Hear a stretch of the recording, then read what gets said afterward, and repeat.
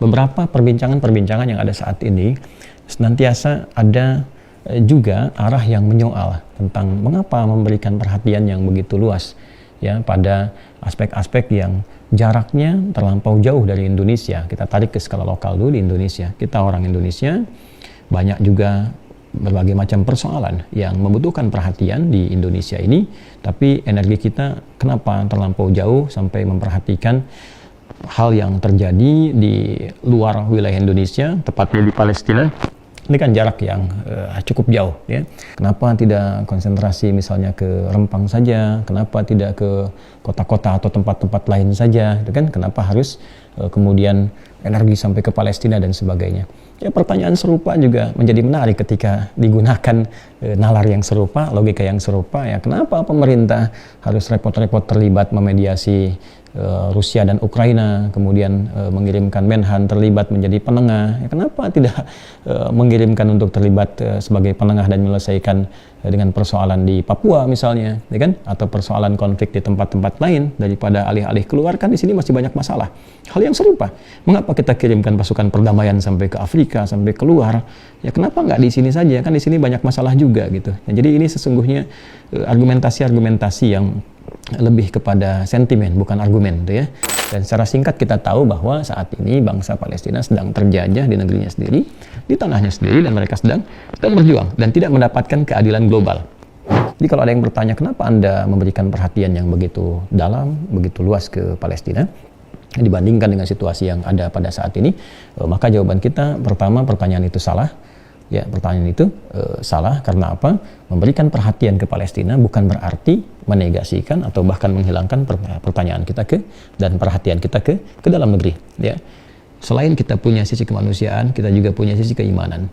Ya, manusia punya nilai spiritual dalam dirinya.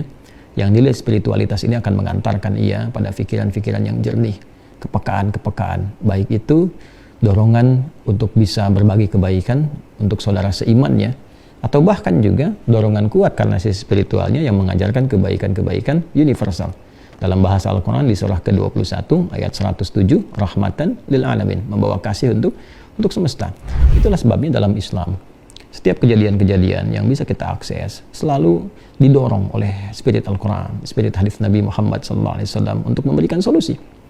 Ya, sekarang jangankan di Palestina, ya, terjadi situasi di dalam negeri yang butuh perhatian. Sebagai Muslim kita akan muncul. Ya, baik itu sifatnya nasional atau bahkan mungkin di lokal gitu, itu sudah otomatis ya. Agama memberikan dorongan khairun nas anfa'uhum linnas, sebaik-baiknya manusia yang memberikan manfaat baik untuk manusia yang lainnya, kita akan support. Ya, kalau mengacu pada undang-undang fakir miskin, anak terlantar, itu adalah tanggung jawab negara ya. Dan kemudian sebesar-besarnya, sebaik-baiknya dipelihara, bahkan kemudian diberikan jalan-jalan kemakmuran, kebaikan yang menjadi tanggung jawab negara yang dilaksanakan oleh eksekutif, dalam hal ini pemerintah. Maka kita sebagai masyarakat membantu tugas itu. Tugas pokoknya tugas pemerintah. Kita bayar pajak, ya, kita kemudian menaati administratif, uangnya dikelola, dikembalikan kepada yang berhak untuk menerimanya, termasuk fakir, miskin, dan musibah-musibah yang terjadi. Di luar hal yang tidak bisa dikontrol oleh pemerintah atau juga tidak bisa disupport dengan maksimal, kita sama-sama untuk saling gotong royong dan sebagainya. Tapi bukan berarti keadaan itu menghilangkan perhatian kita ya sebagai warga dunia untuk berkontribusi aktif ya dalam konteks dan keadaan yang terjadi di ya dunia secara global. Jadi kalau kita bandingkan, maka tidak apple to apple. Ya, bahkan nanti akan ada jawaban yang bisa kontroversial. Ya, ketika ditanyakan, kenapa Anda lebih peduli ke Palestina dibandingkan dengan di Indonesia begini? Nanti ditanya balik, negara kemana? Pemerintah kemana? Kan tugas pokoknya tugas pokok negara, tugas pokok pemerintah. Kita membantu di situ sebagai hadir bagian dari warga negara, gitu kan? Nah, kemudian untuk keluar, maka kita bisa katakan, ini tugas kemanusiaan, ini tugas juga keimanan, spiritual. Maka spiritual melintasi batas-batas wilayah. Sebagaimana kemanusiaan juga melintasi batas-batas wilayah, dan bagi sebagian orang bahkan olahraga melintasi batas-batas wilayah, ya kan? Ya, seperti yang Anda saksikan, yang hobi olahraga kan dia juga belum tentu cinta dengan yang lokal, mungkin dia cinta dengan yang di luar dan sebagainya, dan seterusnya. Maka saya kira tidak menjadi penting saat ini memperbincangkan berbagai persoalan-persoalan dengan argumentasi-argumentasi yang sangat lemah, ya, hampa dari nalar yang benar. Sekarang saatnya kita memperbaiki diri kita semuanya agar bisa berpikir yang lebih luas, lebih logis, lebih baik. Jika memang punya kemampuan untuk membantu, berbagi, maka mudah saja kita bantu, kita bagi minimal dengan doa. Jika tidak punya, ya sudah, selesai saja gitu ya. Tidak perlu kita mengeluarkan statement-statement yang justru membenturkan satu dengan yang lainnya. Jika ada yang ada di pihak satu atau di pihak yang lainnya, itu pilihan masing-masing. Dan pilihan ini membawa konsekuensi masing-masing, baik itu di dunia ataupun juga di alam akhirat, gitu ya. Jadi kalau ada orang mengekspresikan kecintaannya misalnya untuk mendukung kemerdekaan Palestina dengan argumentasi ini adalah amanat dari undang-undang, ya, kemudian juga ekspresi dari keimanan, ekspresi dari sisi kemanusiaan, adalah hal yang wajar. Ya, kalau ada alasan silahkan berargumen, tapi juga jauhi sentimen, begitu sebaliknya. Jadi bagi kita khususnya umat Islam, teruskan ya doa kita baik untuk saudara-saudari kita di Palestina yang sedang berjuang untuk menggapai kemerdekaan. Dan ingat, di sana bukan hanya orang Islam saja. Bukan hanya orang Islam saja, di sana ada Kristennya, kan? Ada Yahudi yang nggak sepakat juga dengan Zionis, ya, sekalipun pada akhirnya ya banyak yang diam juga gitu kan.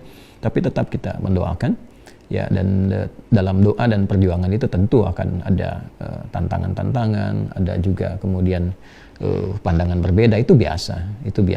Jadi santai-santai saja dengan yang demikian, tidak perlu terlalu berlebihan. Ya, dan di sisi lain juga kita tetap bisa konsisten untuk saling berbagi, membantu, memperhatikan semua yang ada di sekitaran kita di wilayah Negara Kesatuan Republik Indonesia, sehingga terjadi keseimbangan dalam interaksi kita. Ini adalah hal yang mungkin bisa kita bagi di kesempatan ini. Kemudian kita mesti menekankan dengan kuat bahwa situasi di Palestina, kemudian juga secara umum di dunia ini, dinamikanya cukup kompleks, kekinian cukup beragam, dan ini yang paling menarik sekali, menampakkan kepada kita satu gambaran untuk membentuk karakter kehidupan kita. Jadi kalau sudah ditampakkan seperti ini, kita diperlihatkan, oh ini yang seperti A, ini yang seperti B, ini yang seperti C, ini yang punya sikap begini, ini yang punya sikap seperti ini, yang konsisten begini, yang tidak konsisten begini, yang munafik begini, yang jujur begini. Kita jika melihat semua itu dengan kacamata yang bening, dengan hati yang bersih, kita akan betul-betul semakin yakin dengan kebenaran Al-Quran dan hadis-hadis Nabi Muhammad SAW.